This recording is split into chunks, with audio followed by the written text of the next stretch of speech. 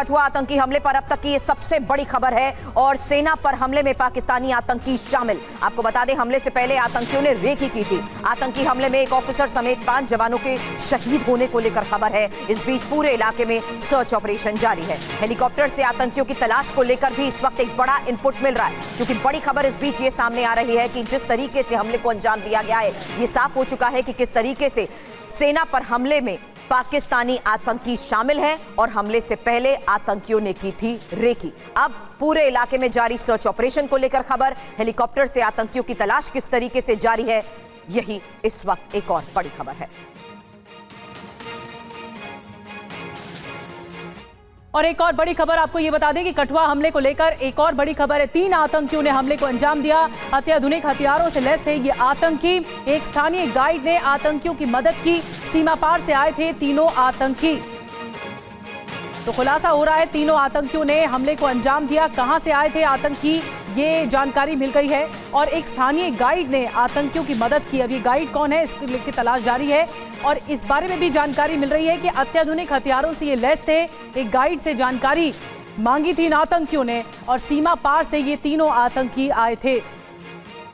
और आइए अब एक नजर डाल लेते हैं इस साल हुए मुठभेड़ और आतंकी हमलों पर। इस साल कौन कौन सी मुठभेड़ और आतंकी हमले हुए। कश्मीर में इस साल हुए आतंकी हमले। 12 जून 2024 डोडा जिले में पुलिस चौकी पर अटैक हुआ। इसके अलावा 9 जून 2024 की तारीख रियासी जिले में यात्री बस पर हमला हुआ, इसमें 9 की मौत हुई। 10 मई 2024 की तारीख पुंछ जिले के सनोई टॉप में मुठभेड़ हुई। 4 मई 2024 जब पुंछ में वायुसेना के काफिले पर आतंकी हमले को अंजाम दिया गया। वहीं 12 फरवरी 2024 पुंछ में सेना के काफिले पर गोलीबारी को लेकर भी खबर आई। लेकिन अब जिस तरीके से ये बड़ी खबरें सामने आ रही हैं, आपको बता दें इस वक्त खास एक्सपर्ट्स हमें ज्वाइन कर चुके हैं आज की इन्हीं बड़ी खबरों पर चर्चा के लिए। Major general retired GD Bakshi sir defence expert के तौर पर इस वक्त हमें ज्वाइन कर चुके हैं। Group captain retired D K Pandey sir defence expert के तौर पर इस वक्त हमारे साथ हैं। पूर्व राजदूत दीपक वोरा इस वक्त हमें ज्वाइन कर चुके हैं और डॉक्टर इरशाद अहमद खान नेता PMLN इस्लामाबाद से भी हमारे साथ लाइव जुड़ रहे हैं। Good morning. शुरुआत आप लोगों से करूं बातचीत की, उससे पहले एक क्विक अपडेट मेरे सहयोगी अंकित जो इस वक्त हमें ज्वाइन कर चुके हैं उनसे लेना जरूरी है, क्योंकि अंकित अब इस पूरी साजिश को लेकर क्या बड़े खुलासे हुए हैं?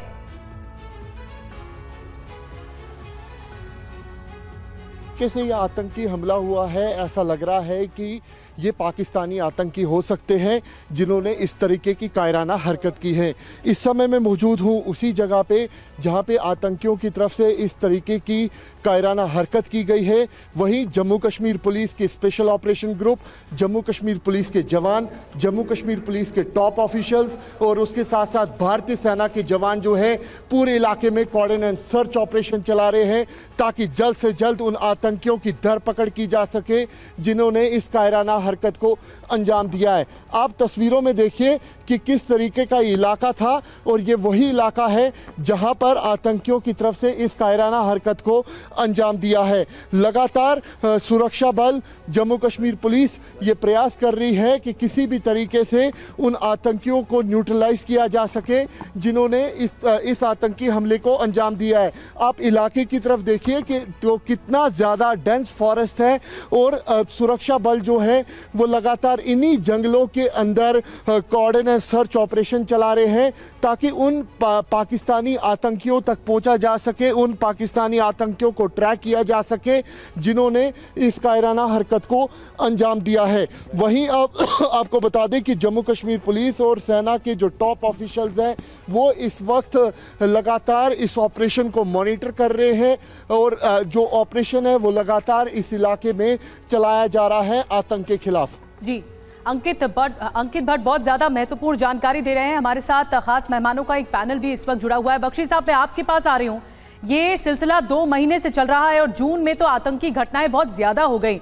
देश में प्रधानमंत्री नहीं है, वो रूस दौरे पर हैं। ऐसे में एक मैसेजिंग तो है दुनिया को, लेकिन घर में इस वक्त बहुत ज्यादा संवेदनशील हालात हैं क्योंकि आतंकी घटना हुई है। आप कैसे देखते हैं इन आतंकी घटनाओं को और क्या अब इसका बदला लिया जाएगा भारतीय सेना की तरफ से? बेशक इसका बदला लिया जाएगा, लेना चाहिए और जल्द से जल्द होना चाहिए। We must hit back. रक्षात्मक होकर लड़ने की कोई ज़रूरत नहीं है। जहाँ तक ये जो हैं चूहे जो इस तरफ आए थे उनकी तो मौत निश्चित है। वहाँ पे हेलीबॉर्न ऑपरेशंस हो रहे हैं इस वक्त। हमारे पैरा कमांडोज वहाँ पे पहुँच गए हैं, एकदम मौके पे वहाँ कॉर्डन एंड सर्च हो रही है और धोखे से इन्होंने एम्बुश किया था और हमारा नुकसान हुआ है। I salute the brave hearts who have laid down their lives, but the best way to fight back is not being आप डिफेंसिव और रिएक्टिव होकर अपने ही एरिया में नहीं लड़ना चाहिए। It is time to firstly finish the cease fire जो 4 सालों से चल रहा है। क्वाइट ऑब्वियसली पाकिस्तान उस सीज फायर का पूरा एडवांटेज लेकर हमारे ऊपर एक के बाद एक वार कर रहा है, ठीक है। एंड हमने देखा है क्योंकि हमारी जो ट्रूप डेंसिटी है कश्मीर की वादी में बहुत अच्छी है और ज़्यादा है, वहाँ पे वारदातें बहुत कम हो रही हैं, इक्की दुक्की हो गई हैं। पाकिस्तान की कंसंट्रेशन रजौरी पीर पंजाल के इस तरफ, रजौरी पुंछ, अपना रियासी, कठुआ, डोडा, किश्तवाड़ इस इलाके की तरफ पहुंच गई हैं और अब कठुआ इसमें थोड़ी प्रोमिनेंस ले रहा है। कठुआ का मतलब ये बंदे जो है इंटरनेशनल बॉर्डर पार करके आए हैं, ये तकरीबन काफ़ी एविडेंट लग रहा है। अभी और डिटेल्स आ जाएंगे तो हमें पता चल जाएगा।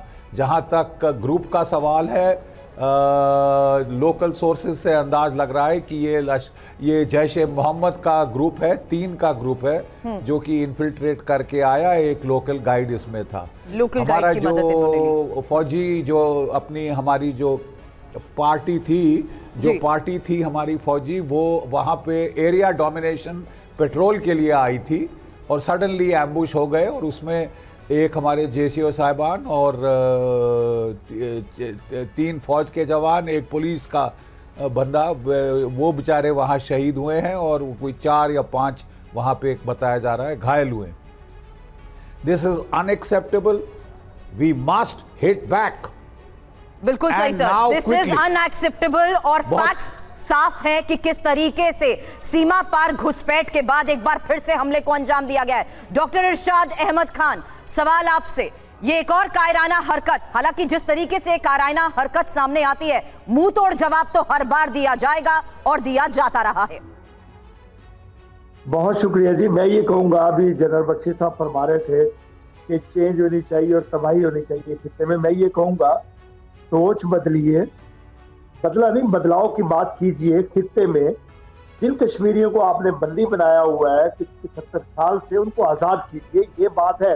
आप ये देखिए कि आप अभी हमला होता नहीं है तो इल्ज़ाम आप पाकिस्तान पे लगाते हैं, पाकिस्तान की अजीम फौज पे लगाते हैं, हमारी एजेंसी पे लगाते हैं। हम कभी भी, मेरे कितने शहीद हुए आर्मी के जवान, अभी देख लीजिए 2 रोज पहले भी एक शहादत का रुतबा नसीब किया हमारे फौजी जवान ने। हमने कभी आप पे हिंदुस्तान पे इल्जाम नहीं लगाता। हाँ, हमने ये जरूर करते हैं कि हम दहशतगर्दों को उनके अंजाम तक पहुंचा रहे हैं, उनकी गड़गड़े तोड़ रहे हैं। आप देखिए, जब जिन लोगों पे जुल्म करते हैं कौन लोग हैं, कौन लोग हैं जो हिंदुस्तान में पाकिस्तान से घुसपैठ होती है और पाकिस्तान से घुसपैठ होकर आतंकी आते हैं। लोग हैं जो कश्मीर में इतनी तबाही मचा रहे हैं। देखिए सुन लीजिए, कश्मीर में जुल्म होने की वजह बताइए। जब इतनी फौज आपकी वहां मौजूद है, आप ये मुझे बताइए, पाकिस्तान से बख्शी साहब इस बार भी नहीं मान रहे हैं पाकिस्तान के हुक्मरान। और इसमें बख्शी साहब इंपॉर्टेंट ये सोच बदलने की बात कर रहे हैं, लेकिन कायराना हरकत नहीं बदल रही।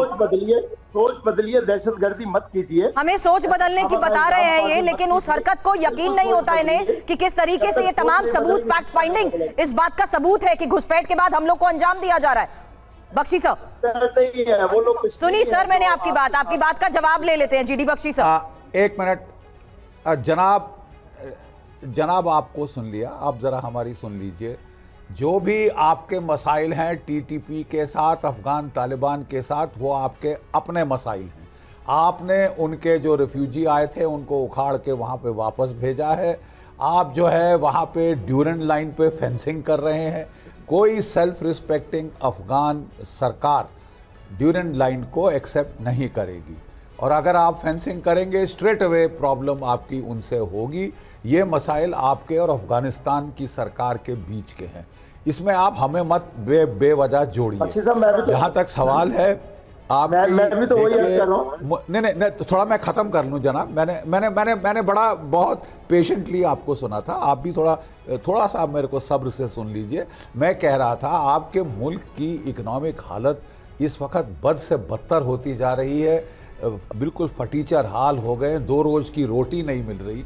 ऐसे में हमारी सोच थी कि आप अपने अंदर के मसाइल के ऊपर फोकस करेंगे, आप अपनी इकॉनमी पे फोकस करेंगे, लेकिन आपके जो जनरल साहब हैं मुनीर साहब, आपके जो डीजी ISI हैं, वो हीरोइक्स में लगे हुए हैं। इसका अंजाम आपको थोड़ा बुरा पड़ेगा, ये महंगा सौदा पड़ जाएगा। यकीन मानिए, अगर लिमिटेड वॉर भी छिड़ गई आपके और हमारे बीच में, एक नतीजा जरूर आएगा, आपकी इकोनॉमी का भट्टा बैठ जाएगा साहब, कोलैप्स हो जाएगी आपकी सर, जो बात आप कह रहे हैं इस वक्त, थोड़ा सा चौकस रहिए, थोड़ा सा ख्याल करिए, ये आपके भले के लिए बोल रहा हूं। बिल्कुल सही सर। पूर्व राजदूत दीपक वोरा सर भी हमारे साथ हैं। वोरा सर, अपने उन तमाम फैक्ट्स को भूल जाता है पाकिस्तान, और दूसरी बात, जब हम डॉजियर के तौर पर भी कह लीजिए या तमाम सबूत भी सामने रख देते हैं, जब हमलों की जिम्मेदारी भी आतंकी संगठन ले लेते हैं, बावजूद इसके कितनी आसानी से मुकर जाते हैं।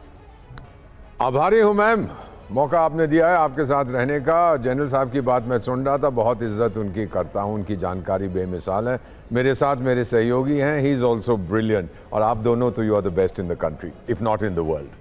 बहुत अच्छा लगा। अब ये जो बोल रहे थे, ये पाकिस्तान से जो हैं जिनके बाल नहीं हैं, ये ऐसी चीज़ें अक्सर कहते हैं, मैंने सुना हुआ है। मैं आपको एक चीज़ बता देता हूँ मैम, 3 पीढ़ियां गुजर चुकी हैं जब से पाकिस्तान का क्रिएशन हुआ था। पीढ़ी को हम 25 ईयर्स लेते हैं, बच्चों के दिमाग निकाल के जहर भर दिया है। मेरा तजुर्बा 51 ईयर्स डिप्लोमेसी में, उसके डबल टाइम लगता है उस जहर को बाहर निकालने, यानी 6 पीढ़ियां। 6 पीढ़ियां का मतलब होता है 150 साल।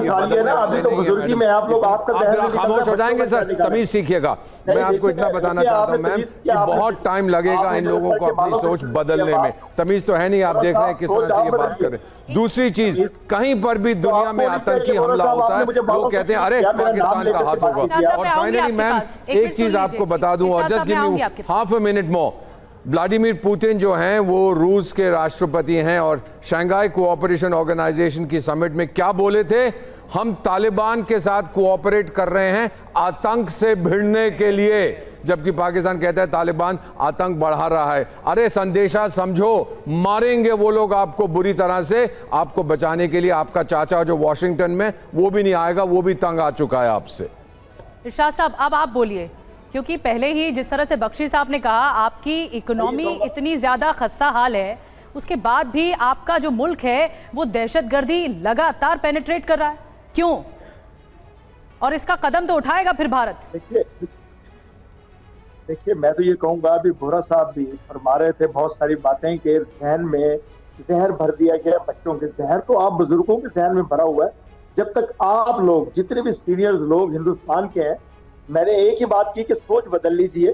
कितना बदलेगा? तो सोच आप कब बदलेंगे? बार ये आपका मुल्क सोच कब बदलेगा? हम ये बदल, मैं तो ये कह रही हूँ, ये कायराना हरकतें जो कर रही है, हमारा हम तो जब कोई मुल्क खित्ते में अमन चाहता हो तो इसका मतलब उसकी सोच बदल चुकी है। हम चाहते ये हैं कि पड़ोसी भी बदलें, कि देखिए आपकी मुर्गी मर जाए, आपका अंडा टूट जाए। सर, आपने जो आतंकियों को ठिकाना दे रखा है वो नहीं आपको दिखेगा। आतंकियों के लिए जिस तरीके से सेफ जोन बना रखा है, और जिस तरीके से घुसपैठ के बाद वो भारत में आकर लोकल गाइड की मदद से या रेकी करके हमलों को अंजाम देते हैं, ये आपको नहीं नजर आ रहा। आपको सोच नजर आ रही है, आपको हरकत नजर आती नहीं।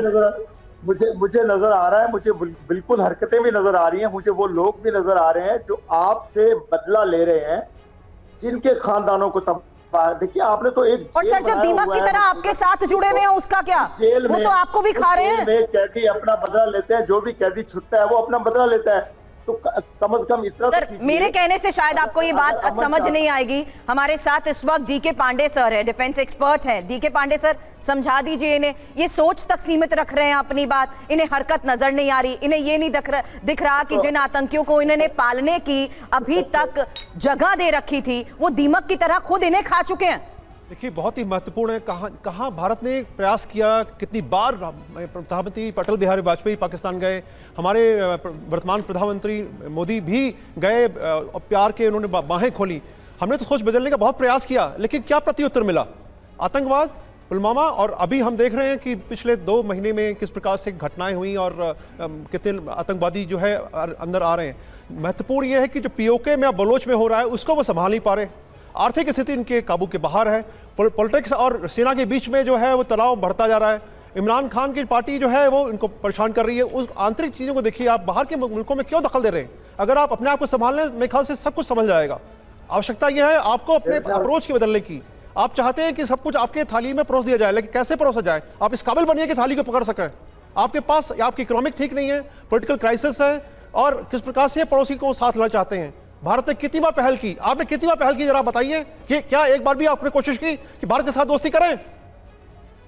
बताइए। तो अभी भी वैसे यही कह रहे हैं कि अपनी सोच बदलिए। मैं तो अभी चंद लम्हे पहले यही बात कर रहा हूं कि खुदारा अपना जहन बदल लीजिए, खुदारा उन लोगों को आजाद कीजिए जो आपसे बदला लेते हैं, जिसकी फैमिलीज को आप मारते हैं।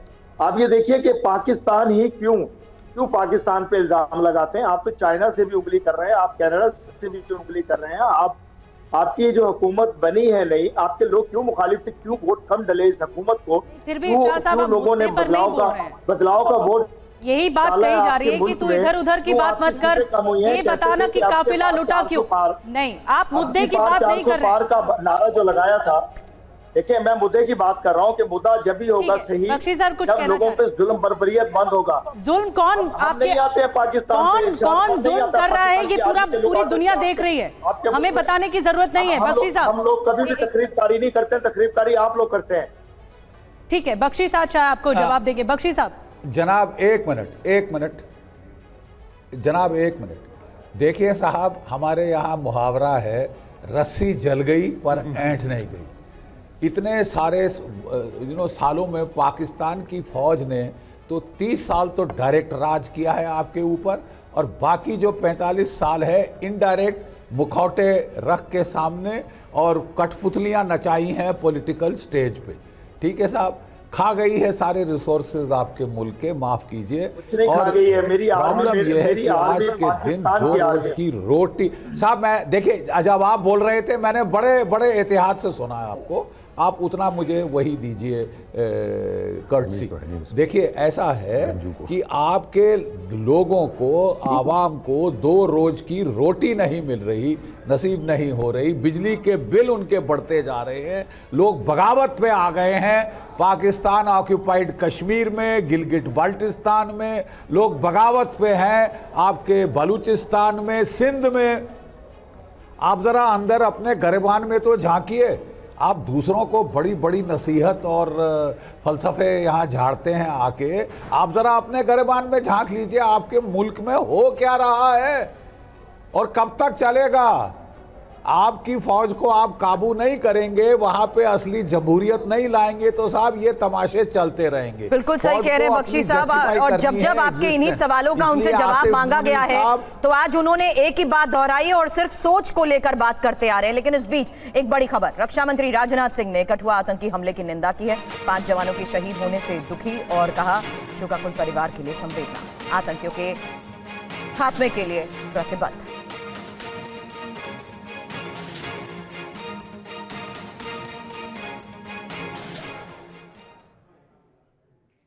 गोलियों के निशान हैं फ्रंट पर भी आतंकियों की तरफ से। 1 2 3 4 5 6 7 राउंड फायर जो है वो मेरे को फ्रंट पे दिख रहे हैं। और यहाँ पर आप देखिए कि ये देखिए किस तरीके से जो निशान हैं वो हम आपको दिखाने की कोशिश करेंगे। ये देखिए, ये वो 7 राउंड है जो साफ तौर पे आप देख सकते हैं शीशा पूरी तरीके से डैमेज है। ऐसा लग रहा है कि फ्रंट से भी आतंकियों की तरफ से जो फायरिंग है वो यहाँ पर की गई थी। अब सुरक्षा बल जो है वो लगातार जो ऑपरेशन है वो चला रहे हैं ताकि जल्द से जल्द उन कायर आतंकियों को न्यूट्रलाइज किया जा सके जिन्होंने इस कायराना हरकत को अंजाम दिया था। कैमरा पर्सन अनुदीप शर्मा के साथ अंकित भट्ट, TV9 भारतवर्ष के लिए। और सेना के काफिले पर किस तरह से अटैक हुआ है इसके सबूत दिखा रहे थे अंकित भट्ट। अंकित भट्ट की आप रिपोर्ट देख रहे थे। बख्शी साहब, मैं आप ही के पास आ रही हूं क्योंकि ये सेम पैटर्न का हमला है। 2 महीने पहले जब 4 मई को इस तरह का अटैक हुआ था, एयरफोर्स के काफिले पर अटैक हुआ था, कुछ हूबहू ऐसा ही अटैक है। तो यहाँ पर लोकल लैप्सेस भी हैं बख्शी साहब। देखिए, ये एक ऐसा इलाका है जहाँ पे कोई खास हमारी डिप्लॉयमेंट नहीं है। नीचे कठुआ से जाके हमारे ट्रूप्स जाते हैं कभी कभार और वहाँ पे एरिया डोमिनेशन पेट्रोल करते हैं। ये एरिया डोमिनेशन पेट्रोल था, कोई रोड ओपनिंग पार्टी नहीं लगी थी और क्योंकि यहाँ खास एक्टिविटी होती नहीं है, इसका फ़ायदा उठाकर इन लोगों ने कायराना हरकत की है। मैं आपको यकीन दिलाऊंगा कि इनको इनके अंजाम तक पहुंचा दिया जाएगा। कुछ घंटे या कुछ दिन ही लगेंगे, हफ्ते महीने नहीं लगेंगे। इनको ढूंढ के कुत्तों की तरह मार दिया जाएगा जैसे ये हैं, ठीक है। लेकिन यह बात खत्म नहीं होती। एग्जैक्टली आप रक्षात्मक होके नहीं लड़ सकते, केवल ढाल से नहीं लड़ सकते, आपको तलवार की भी जरूरत पड़ती है। हमारी सरकार ने मोदी 2.0 के दौरान बड़ा अच्छा सिलसिले शुरू किए थे। हमने जो है 2.1 और मोदी 1.0 में हमने जो है उड़ी के बाद सर्जिकल स्ट्राइक करी थी और 3-4 किलोमीटर अंदर घुस के इनके कोई 30-40 टेररिस्ट इनके होल्डिंग कैंप्स और लॉन्च पैड्स में मार डाले थे। बिल्कुल। उसके पश्चात कई महीने पाकिस्तान चुप रहा। हाँ। फिर उन्होंने चुलबुली शुरू की और ये पुलवामा में कायराना हरकत की। सर, आपने तो पहले के एक्शन सारे याद दिला दिए हैं, लेकिन इरशाद साहब से छोटा सा रिस्पॉन्स उस बात पे ले लेती हूँ, क्योंकि सिर्फ जून की ही मैं बात करूं तो 7 बार मुठभेड़ हुई है और 9 आतंकियों को ढेर किया गया है। इरशाद साहब, इसे तो मान लीजिए। अब मैं ये कहूंगा कि देखिए, कौन सा आईना है आपके पास, यदि हमला होता नहीं है तो पाकिस्तान के आतंकी आप पकड़ लेते हैं। पहले तो मुझे ये बताइए कि कौन से ऐसे वो मेजरमेंट है आपके पास से पाकिस्तान के आप लोग इल्जाम लगाते हैं। जिसके बाद ये चलते साहब, मैं कल से सुन रहा हूँ आपको, आप कहते हैं हमला कर फौजी आपके आप जवान बने हैं, तो आपने कहना शुरू कर दिया दहशत गर्द और पाकिस्तान को मार दो। अगर दोबारा हादसा क्या होगी, मुझे ये बताइए, हम और आप कहते हैं क्या साहब हर बार आप डिनाइल मोड पे कैसे रह सकते हैं? 26/11 से आप डिनाइल मोड पे हैं। 26/11 के डोजियर तक को आपने स्वीकार नहीं किया। आप कैसे एक्सेप्ट कर सकते हैं ये बात, जब आपके आतंकियों का इसमें पूरा इन्वॉल्वमेंट है? जब 4 लोगों की आप बहुत बर्दाश्त नहीं होंगे, अगर लाखों करोड़ों लोग मरेंगे तो फिर होगा क्या? क्या खित्ते में पानी नहीं निकल आएगा क्या? इरशाद साहब, आप अगर भारत को आईना दिखाने की बात करें तो आपको अपने गिरबान में झांकना चाहिए, फिर आपको अपने आईना देखना चाहिए आपको। कुछ बोलना मैं यही कह रहा हूँ कि आईना आप लोगों ने देखना है। वोरा साहब, आप लोगों को चाहिए कि अमन शांति की बात कीजिए, आप मत कीजिए ऐसी दहशतगर्दी की बातें। आप ये देखें, हर वक्त आप बात करते हैं मार दो मर जाओ, ऐसा होगा नहीं, ऐसा अच्छी बात नहीं है। कैसी बातें कर रहे हैं साहब, कैसी बातें कर रहे हैं? आतंकियों के खिलाफ ऑपरेशन चलाकर उन्हें मौत के घाट उतारेंगे नहीं क्या? मारने मराने की बात नहीं करता भारत, बल्कि ये आपको सबूत देता है कि कैसे आप ही के अपने अंदर ये आतंक फैल के लोगों को मार चुका है। वोरा साहब, पहले सोच की बात करते हैं, फिर आईने की बात करते हैं। आईना इनको ही नहीं नजर आता। बिल्कुल आईना वोरा सर, आपका चेहरा साफ नजर आएगा आपको कि दहशतगर्द आप लोग खुद ही हैं। उनके पास आईना नहीं है देश में। ये कह रहे हैं दहशतगर्द आप खुद ही हैं। इरशाद साहब, आपको जवाब दीपक सर देंगे। जी मैम, मैं सिर्फ एक मैसेज पढ़ना चाहता हूँ। हाँ। आपके चैनल के बारे में किसी ने लिखा है, मुझे फ्रॉम लंदन अभी आया है। उन्होंने लिखा है कि mister ambassador, sorry that are illegitimate child, illegitimate की जगह किसी और शब्द का प्रयोग किया, मैं वो नहीं पढ़ूंगा। Sorry, are illegitimate child Pakistan is creating all these issues. और अब सुनिए, terror thrives because of Pakistan, Pakistan survives because of terror. आगे मैं क्या कह सकता हूं? मैं इरशाद साहब, समझ आ गया? मुझे समझ आ रही है, मैं वही तो कह रहा हूँ, आईना देखिए अपना। आसान शब्दों में इरशाद साहब, आसान शब्दों में ये बताया कि पाकिस्तान का सर्वाइवल दुनिया में भी यही संदेश है, आपको ये भी नहीं दिखता? आपने सुना वोरा साहब को, कहां से ये मैसेज आया और क्या दुनिया सुनती और समझती है आपको लेकर? नहीं मानेगा। डीके पांडे सर, मैं आपके पास आ रही हूँ। ये हमेशा से होता है, जब कोई आतंकी घटना होती है उसके बाद जब पाकिस्तान पे इल्जाम लगता है, पाकिस्तान कोशिश करता है सारा इल्जाम उड़ेल दे भारत पे या फिर किसी और मुल्क पे, ताकि वो बच जाए। ये बचाव की जो मुद्रा होती है हर बार होती है, हर बार डिनायल होता है उनका। देखिए, कहते हैं कि लातों के भूत बातों से नहीं मानते। अब वक्त आ गया है कि एक जबरदस्त तमाचा लगे उनके मुंह पर, तब उनको होश ठिकाने आए, क्योंकि इतने सबूत दे दिए गए। और जितने भी आतंकवादी आए उनके अगर ट्रेसेस देखें, हम पीछे रिवर्स में जाएं और पीछे देखें, उनके सबका जो है ओरिजिन पाकिस्तान से हो रहा है। ऐसा क्यों हो रहा है?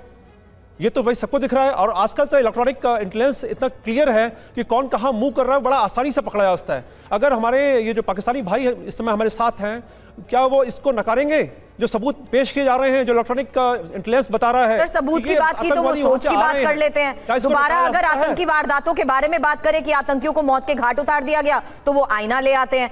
पांडे सर, लेकिन सवाल ये है कि ये जो पैटर्न बना हुआ है, क्योंकि जिस तरीके से बैक टू बैक हमलों को अंजाम दिया गया है, ये आपको लगता है एक सक्सेसफुल प्रयोग इनका बन गया कि ये ऐसे इलाकों को, जो बात बख्शी सर भी कह रहे थे, ऐसे इलाकों को ये चिन्हित करते हुए अब अपना एक ठिकाना बना चुके हैं और इसमें ये लोकल गाइड्स की मदद के आधार पर यहाँ पर जमते जा रहे हैं? देखिए, अगर आप उस क्षेत्र की जो भौगोलिक स्थिति देखें, हाँ। तो थोड़ी सी जो है वो कॉम्प्लेक्स है। वहाँ पर इतना आपने देखा भी, जो विजुअल्स आ रहे हैं उसमें कितने पेड़ हैं, हरियाली है, बड़ा मुश्किल है हर एक पोर्शन को कवर करना और उसको सुरक्षा प्रदान करना। इवन आप इलेक्ट्रॉनिक सर्वेलेंस भी अगर लगाते हैं तो उसको पूरा नीचे क्या हो रहा है थोड़ा मुश्किल होगा जानना। तो इसके लिए ज़रूरी है कि ह्यूमन इंटेलिजेंस है उस पर ध्यान दिया जाए। साथ में जो लोग सहायता कर रहे हैं वो भी देखा जाए कि कौन है ये लोग जो कि उनकी सहायता कर रहे हैं और उनको पनाह दे रहे हैं। मजबूरी ये है कि इस समय हम जो सारा ध्यान हमारा अभी इस समय दूसरी क्षेत्र में है, अमरनाथ यात्रा अभी मौके पर है और हम विपरीत परिस्थितियों में उस वहाँ पर जो है काम कर रहे हैं। कोई भी किसी भी मुल्क की जो है फौज जो आ जाए इस क्षेत्र में, उसको ये मुश्किलात पेश आएंगी। तो ये कहना कि फौज जो है वो अपना नहीं काम कर रही है थोड़ा गलत होगा। बहुत ज़्यादा जो है ध्यान दिया जा रहा है। साथ में अभी हमको देखना होगा कि हमारी इंटेलिजेंस एजेंसियां जो हैं वो किस प्रकार से हमको आगाह करती हैं ताकि हम समय रहते इन लोगों को मुंह तोड़ जवाब दे पाएं। बिल्कुल, मुंह तोड़ जवाब देने की जब बात आती है बख्शी सर, ये बात जहन में आती है कि स्ट्रैटेजिकली वार होना चाहिए, क्योंकि आप भी सर्जिकल स्ट्राइक का जिक्र कर चुके हैं। तो अब इसका जवाब कैसे, क्योंकि बहुत सेंसिटिव टाइम चल रहा है, अमरनाथ यात्रा भी चल रही है और यहाँ पर फूंक फूंक कर कदम रखना होगा भारत को।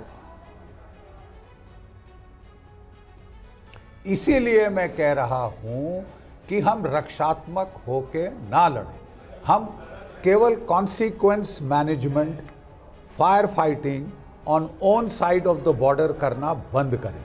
उसमें बहुत ट्रूप्स लगते हैं, इनिशिएटिव पूरा दुश्मन को हम दे देते हैं और हमेशा रिएक्ट करते रहते हैं। इस तरह तो ये आप फालतू अपनी फौजों को थकाएंगे, तब भी हमारी फौजें इनको तो ख़त्म करके छोड़ेंगी, लेकिन that doesn't solve the problem. जैसे अभी वोरा साहब बता रहे थे कि पाकिस्तान एक मुल्क है which is the AP centre of terror. दुनिया में कहीं भी कोई टेररिज्म की वारदात होती है, the roots can be traced back to Pakistan. इसलिए फसाद की जड़ पाकिस्तान में है। यहाँ तक हम कॉन्सिक्वेंस मैनेजमेंट कर रहे हैं। We have to strike across the line of control. वहाँ पे एक सीज फायर चल रहा है, 4 साल हो गए। बाजवा साहब ने, जनरल साहब ने गिड़गिड़ा के मांगा था और उसका फ़ायदा उठाया अफ़गानिस्तान में तख्ता पलट करने का, तालिबान को लाने का। ये दूसरी बात है कि अब उल्टे बांस बरेली को पड़ गए हैं, वही तालिबान इनके गले पड़ गई है। जब वे बड़े ट्रायम्फेंटली घूम रहे थे कि हमने तो अफ़गानिस्तान को स्ट्रेटेजिक डेप्थ बना दिया है। तो देखिए साहब, we will have to strike across, we will have to impose costs and consequences. जब तक आप कीमत नहीं बढ़ाएंगे तो ये छुटपुट, यहाँ नोक झोंक, वहाँ नोक झोंक, यहाँ चोंचलेबाजी, वहाँ चोंचलेबाजी। अब उंगली तोड़ने का टाइम आ गया है। ये चोंचलेबाजी तब तक करेंगे जब तक आप उंगली को काम करने देंगे। उंगली पकड़ के तोड़ दीजिए, अच्छा खासा नुकसान पहुंचाइए। और इस बार टेररिस्ट पे ज़्यादा पाकिस्तान की फौज जो उनके आका है उसके ऊपर वार होना चाहिए, ताकि पंजाब में फौजी घरों में लोग मातम मनाए जैसे यहाँ पे हो रहा है। It has to be given back. Vohra sir, we must now be prepared. अगर पाकिस्तान को एक डेथ विश है, साहब आ रही हूं आपके पास, एक छोटा सा जवाब। वोरा सर, उंगली तोड़ने का वक्त आ गया है क्या? मैम, आपका सवाल बहुत अहम है। जनरल जीडी बख्शी ने सब कुछ समझा दिया। पाकिस्तान को हमने ट्रिपल लॉक में पकड़ लिया है, 3 ताले। पहला ताला है डिप्लोमेटिक आइसोलेशन, दुनिया में कोई इनकी बात नहीं सुनता है। दूसरा है इकोनॉमिक स्ट्रैंगुलेशन, कटोरा लेके सारी दुनिया में जाते हैं, अल्लाह के नाम पे दे दे। और तीसरा है मिलिट्री पनिशमेंट। अब तीसरे लेवल पे हम आ रहे हैं, तब इनको समझ आएगा कि किससे पंगा ले रहे हैं। सर, ये इंडिया नहीं है, ये भारत है जो दूसरी गाल नहीं दिखाता, मुंह तोड़ देता है। आपको बहुत जल्दी पता लगेगा। भारी पड़ेगी ये जो गलती मुस्कुराहट देखिए इनके चेहरे पर, वो भारी पड़ेगी। मैं ये कह रहा हूँ, मैं ये कहना चाहूंगा, मैं मुस्कुरा इसलिए रहा हूँ कि आप कह रहे हैं कि आपके पंजाब में फौजी मरते हैं तो आपके मातम बिक जाता है, और हमारे फौजी अगर शहीद होते हैं हम फख्र महसूस करते हैं कि जामे शहादत नसीब हुई मुसलमान को, एक फौजी को, अपने मुल्क की, अपने आवाम के लिए। देखिए आप रोते हैं, हम खुश होते हैं अपनी शहादत पे। पहले तो बुज़दिली ये देख लीजिए हिंदुस्तान की। दूसरी बात ये उंगली तोड़ने की बात मत कीजिए। आप हमारी शहादत पे खुश होते हैं, ये कबूल कर रहे हैं पाकिस्तान की आर्मी। आप हमारी शहादत पे खुश होते हैं, आप हमारी शहादत पे खुश होते हैं, ये आप टेलीविजन पर बोल रहे हैं। आप सुनिए, आप खुद एक्सपोज हो जाते हैं सर। मैं सुन ले, मैं बात सुने ना। दुश्मन मरे तो खुशी ना करिए, सजना भी मर जाना। हम हमेशा दुख की घड़ी होती है जब कोई मरता है, जब कोई शहीद होता है, हम कभी भी खुश नहीं होते किसी के मरने पे। तो हम हमेशा ये कहते हैं, मैंने तो कहा सोच बदलिए, कितना बदलेगा सर? सेना, फौज और आतंकी, हम आतंकियों के खात्मे की बात कर रहे हैं। हम इस बात की चर्चा नहीं कर रहे कि यहाँ सेना की शहादत पर कौन खुश होता है, फौजी की शहादत पर खुशी की बात नहीं कर रहे। लेकिन आपको शायद आतंकी शब्द नहीं समझ आ रहा, आपको ये नहीं समझ आ रहा कि आपकी सीमा से, आपके मुल्क से आतंकी साजिश कैसे बनाते हुए ही ये घुसपैठ तक अंजाम देने में कामयाब होकर हमलों को अंजाम दे रहे हैं। आपको आतंकी शब्द नहीं सुनाई देता सर? अब बात करते हैं हमारी उंगली तोड़ने की, हमारी फौज से लड़ने की। आपके अंदर जरूरत नहीं है, आप कश्मीरी मुजाहिदीन का मुकाबला कर नहीं सकते हैं। जो कश्मीरी आपके 10 फौजियों को मार के चले जाते हैं, आप पाकिस्तान पे इल्जाम लगाना शुरू कर देते हैं। मैं हैरान होता हूँ आपकी सोच। भारत आतंकियों का खात्मा करता है, भारत आतंकियों का खात्मा करता है। आपको ये शायद अभी तक समझ नहीं आया। मेरे साथ 4 एक्सपर्ट्स हैं जो आपको अभी तक ये बताने की कोशिश कर रहे थे सबूत के तौर पर, और पाकिस्तान की साजिश के बीच ही आज की एक और बड़ी खबर सर सुन लीजिए, आज की एक और बड़ी खबर सुन लीजिए, क्योंकि दुनिया की नजर अब प्रधानमंत्री नरेंद्र मोदी और रूस के राष्ट्रपति पुतिन के बीच मुलाकात पर भी है। इसको लेकर भी चलिए आज मैं आपसे शायद सवाल कर लूंगी। लेकिन मॉस्को में रूस और भारत शिखर सम्मेलन एक और बड़ी खबर है, क्योंकि 22वें शिखर सम्मेलन में शामिल प्रधानमंत्री नरेंद्र मोदी होंगे और संबंधों के विस्तार पर पुतिन के साथ चर्चा जो हो रही है उस पर पूरी दुनिया की नजर है। अब भारतीय समय के मुताबिक आज होने वाली इस मुलाकात के साथ साथ आपको बता दें कि आज भारतीय समुदाय को प्रधानमंत्री संबोधित भी करेंगे और क्रेमलिन में पुतिन से औपचारिक बातचीत भी होगी। और भारत और रूस के रिश्तों पर अब बातचीत करेंगे हमारे मेहमानों से। लेकिन आपको बता दें, रूस के राष्ट्रपति व्लादिमीर पुतिन आज प्रधानमंत्री नरेंद्र मोदी के साथ व्यापक बातचीत भी करेंगे। दोनों देशों के बीच कई अहम मुद्दों पर समझौता होने की पूरी उम्मीद है। मीटिंग में किन किन मुद्दों पर बातचीत होगी, आइए इस पर एक नजर डाल लेते हैं। मोदी पुतिन की मीटिंग पर दुनिया की पूरी निगाहें हैं। द्विपक्षीय व्यापार बढ़ाने पर जोर रहेगा। यूक्रेन युद्ध के हालात पर चर्चा होगी, ये बहुत महत्वपूर्ण है। यूक्रेन युद्ध चल रहा है और मोदी पहुंचे हैं रूस। अंतरिक्ष क्षेत्र में सहयोग पर बातचीत होगी। रक्षा समझौते पर मुहर लगेगी। फाइटर सुखोई 57 पर करार संभव है, जो कि बहुत महत्वाकांक्षी योजना है। ऊर्जा, मैन्युफैक्चरिंग, फर्टिलाइजर्स सेक्टर पर बातचीत होगी। दीपक वोरा सर, मैं आपके पास आ रही हूं क्योंकि दोनों के रिश्ते बहुत अहम हैं और एक तरह से रूस अपनी स्ट्रैटेजिकली विदेश नीति को आगे बढ़ाता है तो भारत अपनी विदेश नीति को आगे बढ़ा रहा है। क्या कुछ उम्मीद है बातचीत संभव होगी, क्या कुछ समझौते हो सकते हैं? ये बड़ा इंटरेस्टिंग क्वेश्चन है। 3 चीज़ें तो बहुत ज़रूरी हैं। पहला तो आप जानते हैं हम तेल खरीद रहे हैं रूस से सस्ते दामों पर, तो फ्यूल या एनर्जी के बारे में ज़रूर बातचीत होगी। दूसरी बातचीत होगी रूस के जो रूपी होल्डिंग्स हैं, जो सामान डिफेंस इक्विपमेंट हमने उनसे लिया है, उनके रुपए पड़े हैं भारत के बैंकों में, उसका क्या प्रयोग करना है। तो डिफेंस के बारे में भी बात होगी, ट्रेड के बारे में भी बात होगी। लेकिन ma'am give me half a minute, मैं बता देता हूं कि 3 देशों को, दुनिया के 3 हिस्सों को हम संदेशा दे रहे हैं इसके थ्रू। पहले रूस को दे रहे हैं, हमने नई दोस्ती की है अमेरिका के साथ, पश्चिमी देशों के साथ, उन्होंने हमारे साथ की है, लेकिन पुराने दोस्तों को हम नहीं भूले। चाणक्य ने कहा था मेरे दुश्मन का दुश्मन मेरा दोस्त है, कभी नहीं कहा था कि मेरे दोस्त का दुश्मन जरूरी मेरा दुश्मन है, मेरा दुश्मन नहीं। ये सबके साथ दोस्ती, ऑल अलाइनमेंट। दूसरा संदेश हम दे रहे हैं अमेरिका को, देख टाइगर, हम रूस को नहीं त्यागेंगे, वो हमारा बहुत अच्छा और सॉलिड दोस्त है। और तीसरा चीन को संदेशा दिया जा रहा है, ये जो चेन्नई व्लादिवोस्टोक कॉरिडोर की बात कर रहे हैं मैरीटाइम की, ये जाएगा साउथ चाइना सी होता हुआ, कर ले जो तू कर सकता है। ये लेकिन सामान इरशाद रूस साहब चाह भी रहा है। सुन रहे हैं, दुनिया की नजर है, पाकिस्तान की नजर के लिहाज से भी जरा समझा दीजिएगा। लेकिन उससे पहले मोदी के मॉस्को दौरे से लेकर एक और बड़ी खबर है। रूसी फौज में भारतीयों को लेकर हुई बात और प्रधानमंत्री मोदी और पुतिन में बातचीत को लेकर यह खबर बढ़ी है। पुतिन ने सभी भारतीयों की वापसी पर सहमति दी है। करीब 200 भारतीय रूस यूक्रेन युद्ध में फंसे हैं। तो युद्ध के हालात के बीच में जिस तरीके से करीब 200 भारतीय रूस यूक्रेन युद्ध में फंसे हैं, उसको लेकर इस वक्त ये सबसे बड़ी खबर सामने आ रही है, जहां पुतिन ने सभी भारतीयों की वापसी पर सहमति दी है। पांडे सर, ये इंपॉर्टेंट भी था क्योंकि ये साफ हुआ कि किस तरीके से इससे पहले 10 लोगों को लेकर खबर आई थी जिनकी वापसी हो पाई थी। सवाल यही था कि क्या इस दौरे में अब भारतीय जो रूस यूक्रेन युद्ध में फंसे हैं उसको लेकर भी कोई फैसला होता है या नहीं, और ये राहत भरी खबर। पांडे साहब, देखिए, निश्चित रूप से ये दोस्ती की तरफ एक बहुत महत्वपूर्ण कदम माना जा रहा है, क्योंकि हम उन मुद्दों पर बात करने जा रहे हैं जिसका कि पूरे विश्व में नजर है। हमारे जो है जहां हमारे भी दोनों देशों के बीच में जो रिक्वायरमेंट्स हैं आपसी दूरियों को कम करने के लिए, वो भी हम आगे बढ़ सकेंगे। महत्वपूर्ण क्या है कि वातावरण, किस माहौल में बात हो रही है। ध्यान रहे कि 75 साल पूरे होने की अपने जो है नाटो अपना वहाँ ग्रुप मना रहा है वॉशिंगटन में, वहाँ मीटिंग अलग हो रही है। साथ में उसी समय ही हम जो है भारत और रूस आपस में दोस्ती के लिए मॉस्को में मिल रहे हैं।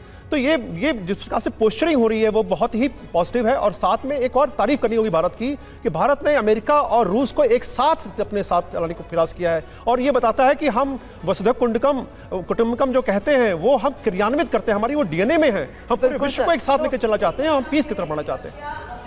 और जो बात वोरा सर ने कही, चाइना को बड़ा संदेश जा रहा है। लेकिन एक छोटा सा रिएक्शन वोरा सर पाकिस्तान के लिए भी बता दीजिए। इरशाद साहब सुन रहे हैं आपको। पाकिस्तान को समझ जाना चाहिए कि उनका और हमारा कोई मुकाबला नहीं है। मैम, रूस सारी दुनिया को कह रहा है कि दुनिया की एक महाशक्ति जिसका नाम भारत है वो मेरे साथ खड़ा हुआ है। सारे मेरे अंडे चीन की टोकरी में नहीं है, ना मैं पश्चिम की तरफ देख रहा हूँ। मैं अकेला नहीं हूँ, एक बहुत मजबूत दोस्त मेरे पास है। पाकिस्तान को ये संदेशा दिया जा रहा है कि आपका कोई मजबूत दोस्त नहीं है। वो जो आपका चाचा चीन में बैठा है वो भी आपके मुंह पे तमाचा मारने वाला है, क्योंकि आप कुछ नहीं दे पाते उसको। हर सबसे लेना चाहते हैं, भारत सबको देना चाहता है। अमेरिका इस समय विश्व नेता नहीं है, लेकिन भारत विश्व बंधु बन गया है। बिल्कुल। जाते जाते आखिरी रिएक्शन बख्शी साहब आपसे ले रही हूं मैं। ये जो खलबली मची है, पाकिस्तान में बौखलाहट है, कहीं ऐसा तो नहीं कि रूस भारत के नजदीक आ रहा है? ये संबंध है, एक कार में बैठे नजर आ रहे हैं पुतिन और मोदी, तो क्या इसीलिए तो खलबली नहीं मची है? बख्शी साहब, देखिए, बड़ी कहावत है, विनाश काले विपरीत बुद्धि। इनका विनाश काल आ गया है, तभी ऐसी उल्टी सीधी हरकतें कर रहे हैं। अपने लोगों को 2 रोज की रोटी मुहैया कराने के बजाय ये भारत में गफलत करने की फिराक में बैठे हैं कि किस तरह हम वहाँ लोगों को मराएं। ठीक है साहब, आपको ये सौदा महंगा पड़ेगा। It is a death wish, क्योंकि अगर आपका और हमारा लिमिटेड युद्ध भी हो गया तो जनाब पाकिस्तान की इकोनॉमी कोलैप्स हो जाएगी। You will cease to exist as a viable nation state. और जहां तक रशिया का सवाल है, मैं कहना चाहूंगा कि भारत अपनी स्ट्रेटेजिक ऑटोनॉमी को बहुत प्राइज करता है, तभी हम किसी एक देश के पीछे लगू बिल्कुल नहीं बन सकते। अमेरिका ने बड़ा दबाव डाला भारत के ऊपर कि हम रूस के प्रति अपनी नीतियों को बदली करें, लेकिन हमने साफ मना कर दिया। हमने अपने नेशनल इंटरेस्ट को प्राथमिकता दी है। हमने रूस का तेल खरीदकर जो है काफ़ी हद तक उसको सैंक्शन से बचाया है, और रूस भी क्वाइट ऑब्वियसली बहुत ग्रैटिट्यूड है। हमारी डिफेंस रिलेशनशिप बहुत बढ़िया है। S-400 missiles top of the line रूस ने हमको जो है 5 हमको बैटरियां आनी थी, 3 आ चुकी हैं, 2 की बातचीत चल रही है। और अभी बात चल रही है Su-57 stealth fighter 5th generation की। अगर ये डील हो जाए तो साहब पाकिस्तान के तो होश आवास बिल्कुल जो बचे खुचे हैं वो भी फाख्ता हो जाएंगे। इरशाद साहब, ये है भारत का आईना। यहाँ हम बात करते हैं डिप्लोमेटिक, इकोनॉमिक और मिलिट्री फ्रंट को लेकर। शुक्रिया फिलहाल आप सभी का हम सभी के साथ जुड़ने के लिए।